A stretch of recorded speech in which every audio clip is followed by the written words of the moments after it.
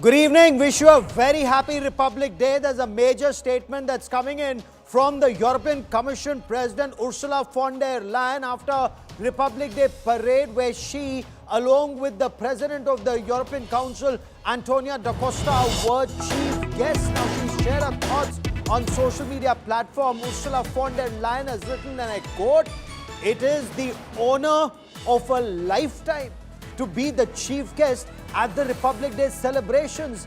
A successful India makes the world more stable, prosperous and secure, and we all benefit."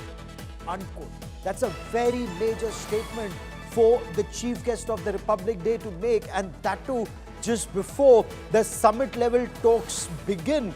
A successful India makes the whole world more stable, prosperous and secure, and we all benefit. The comments underline growing momentum of India's ties with the European Union and perhaps a fresh push to the India-EU trade deal. Now, European EU Vice President Kaja Kallas also took to social media to highlight the strong momentum for closer cooperation with India and beyond a trade deal. This is talk of strategic cooperation, military to military cooperation, where she wrote, "Here is strong momentum for closer cooperation with India, and we are seizing it. It's a pleasure to be in New Delhi and an honor to attend the Republic Day celebrations. As a symbol of our deepening bond, personnel from our European Union naval operations, Atlanta and Expedite are taking part in the parade for the first time." Then she goes on to say, "Tomorrow at the summit, we will take our relationship forward by signing the European Union-India Security and Defence Partnership." And this, according to her, will deliver concrete results in areas such as maritime security, cyber security and counter-terrorism. The trade numbers, incidentally, between India and the European Union are also significant. If we were to talk about the year 2024-25, the total goods and trade and services, the business between India and EU, that's a 27-member bloc, crossed $190 billion. India's export to Europe include around $76 billion in goods and about $30 billion in services. EU goods to India, EU's exports to India stand at about $60.7 billion. What can change? What will change once this landmark deal is inked? For India, the potential gains are in very major job-intensive sectors. For example, textiles, garments. Duties are around 10%, categories that actually took a hit after EU reduced benefits under the GSP framework in 2023. Apparel, pharmaceuticals, machinery. India is also pushing hard for better access to India's skilled professionals and for smoother pathways and services in areas like information technology and services exports to Europe. For Europe, India remains a tough market because of much higher import duties, and especially in areas like automobile manufacturing and spares. So there's a weighted average tariff of about 9.3%. The EU now wants deeper entry into sectors like automobiles, automobile components, chemicals, plastics, expanded access to services, investment, and also government procurement. But the deal is not just about tariffs, it's also about negotiations, rules negotiations, because India is also seeking easier mobility of Indian professionals and a relief in issues like social security contributions. EU is pushing for stronger commitments on labor, environment, intellectual property. So there are, as some analysts argue, some red flags.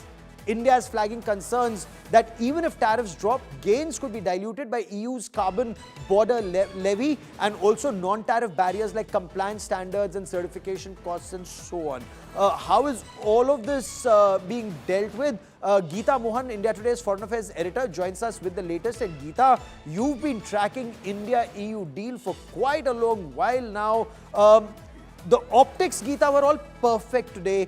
What do we expect in terms of nuts and bolts on the 27th, once tomorrow the summit happens?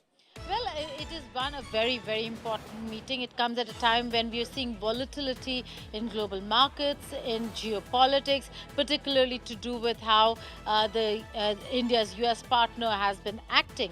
And that's the reason why it is imperative, not just for India, but also for the European Union, to have a deal with a country which is not just a huge market for Europe, but also has potential for becoming a manufacturing and a supply chain hub, circumventing all the kind of tariffs that are being imposed forcefully, unilaterally on European countries, on India, so on and so forth. So what we're looking at is a lot of aspects that will be covered, which you just mentioned. It's not just about trade, it's also about defense, strategic cooperation and partnership that also will be seeing a massive conversation and